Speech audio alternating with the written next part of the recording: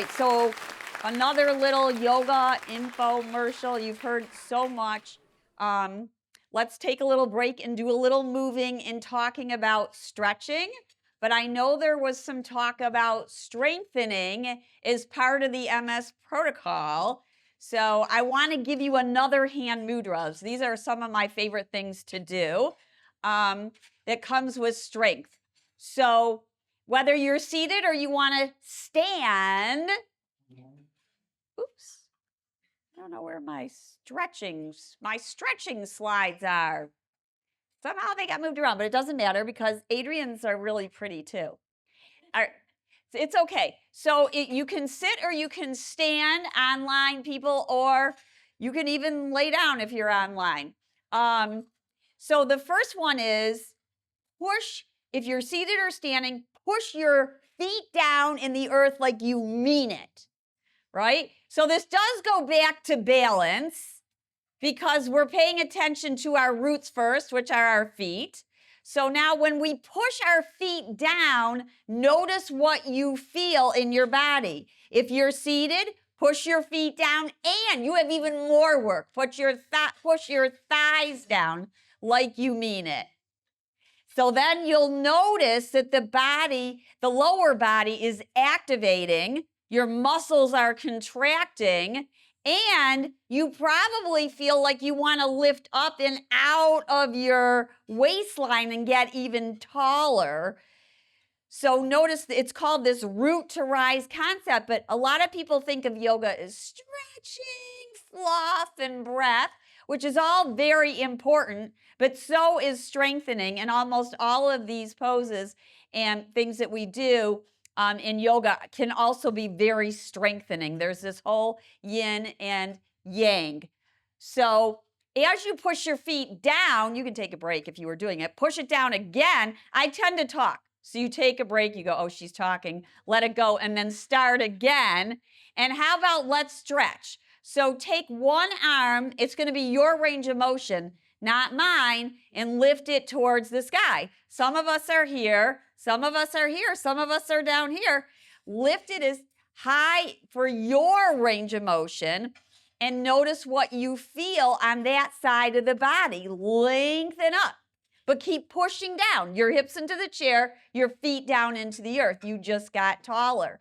Now let's take a side bend, which, by the way, your arm doesn't need to be up to take a side bend, but people think it does, so we'll go ahead with that. So let's take a side bend now, and you're going to go towards your opposite way, right? So I'm mirroring you. I'm going to the left. Some of you are going to the left, and some are going to the right, and it doesn't matter because we have two sides. Beautiful. I see someone in our in-person audience who is taking the side bend without lifting the arm. That's perfect. Come back up and exhale and lower the arm down. Now take a break and notice how you feel on that one side that you just stretched. Notice the difference. So that's back to that interoception of feeling the sensation in your body. And I know you can't wait. Let's do the other side. So this could be, by the way, a side bend. I'm not lifting my arm. My hand could be at my hip. My hand could be on my shoulder. But we're still getting the benefit of the side bend on the side of the body that's lengthening, right? Is this a strengthening pose at the same time? It certainly can be, because if we don't engage our core, we're going to fall over like a rag doll. So if we pull our belly in and up, oh, I saw that. So when we pull the belly in and up, then all of a sudden, it's a stretch and it's a strengthen in the same time. So come back up. I can't help it. There's so many benefits of yoga. I'm hearing a buzz. Bill, there's a buzz. It's gone. All right, so again, you see these 3 dimensions, stretching in 3 dimensions. You can do it lying down, you can do it seated, you can do it standing. So benefits of stretching. It improves your mobility, it improves your flexibility, of course, and it actually moves around your circulation. So, we can visually see that. Like you can see the color tone or feel it in your body when you move. You feel the circulation moving around. it decreases your risk of injury because you're increasing your range of motion and flexibility. So for a lot of people, stretching helps alleviate pain. And it's not only the physical tension that's trapped in your body, but it's also this whole mind-body connection. It's helping get rid of that mental, emotional stress stuff. So some basic principles for stretching are, we go back to this breath thing again and again, right? Like a broken record. These guys give you all, you've been hearing from our speakers, and you're going to hear from an amazing speaker coming up, Adrian. They are giving you thought for your brain, and you're in your head. So we have to take all that you're learning in your head and put it back in your body. And that's where that whole breath comes in, the whole mindfulness, mind-body connection. So we're going to breathe when we're stretching. That's super important. And that's going to help the stretch. We don't want to do a quick stretch. Now, there's different types of stretching, and there's some guidelines for it.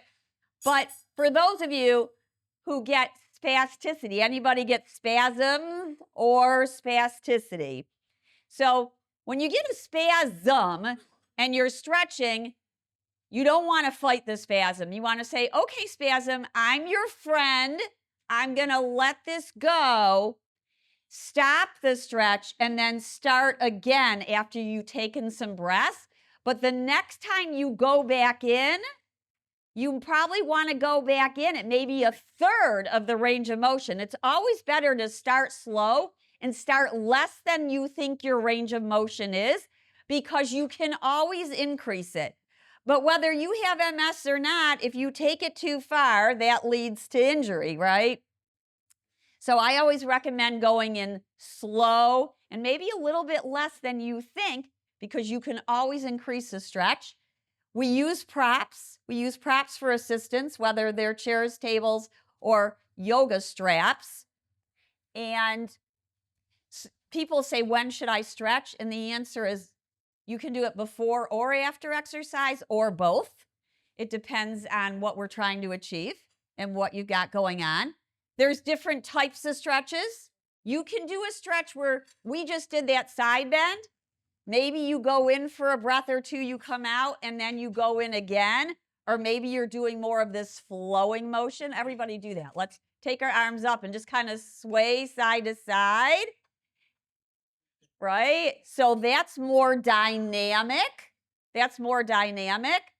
Yeah, you guys are really good at this. Let's take the arms down, flow them down. Don't hit anybody near you. If you got somebody near you or a piece of furniture near you, don't hit it. And then, so if some stretches, you're actually you're engaging your muscles before you stretch, which tells your body you're safer to stretch. So that's a really good idea. So I'm like giving you everything you should know about stretching in 2 minutes or less. Precautions are, you want to breathe. If you're in pain, you stop, because we believe it's no pain, all gain. If you start to stretch and it hurts, you need to stop. Now, there's a difference between pain and discomfort. Some people like the feeling of a stretch, and others are like, I don't like that. I don't want to do that. But a slight discomfort is okay.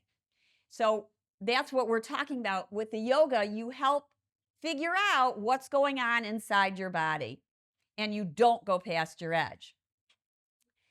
So with that, I'm going to give you one other stretch that's my favorite before Adrian comes up here. And if you're in a chair, you can move your chair a little bit away from the table. And if you're at home, you could even lie down and do this. But you're going to take your hands and interlace them, or just put your fingers underneath your thigh once you move away from the table, and then kick your leg forward. Now, another option for those of you who are like, my leg is really heavy, you can do a stretch like this. So here we are, we're seated, and you can take the leg forward and stretch it.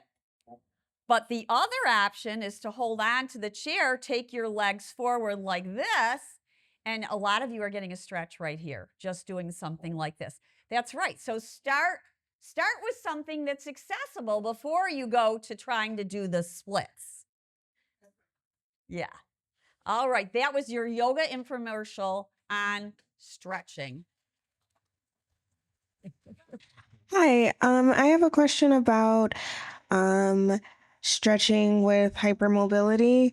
I was in PT a while back, and she said that stretching too much is not good because of how hypermobile, like, my joints and everything are. Would you say that? So, hypermobility, like I have a really hypermobile elbow. I don't know if you can see that. It's so we do want, that's where when I talked about activating muscles first. So the strategy of activating the muscles before stretching becomes even more important, and not going past your edge. Because a lot of people who are hypermobile, they're hypermobile in one area but tight in another area. So we have to work to find which areas that is. But yeah, I would agree that strengthening is super duper important, even though a lot of hypermobile people, including myself, love to stretch. We also need to really build in those strengthening moves as well. So we can do it, we just have to do it safely. We want to stay away from stretching at the joint, but more in the middle. We call it the belly of the muscle.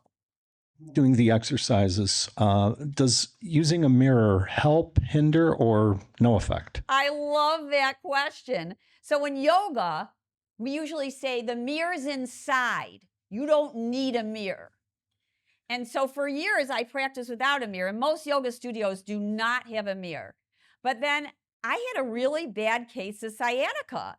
And I did not know where my body was in space. And I had no idea what I was doing.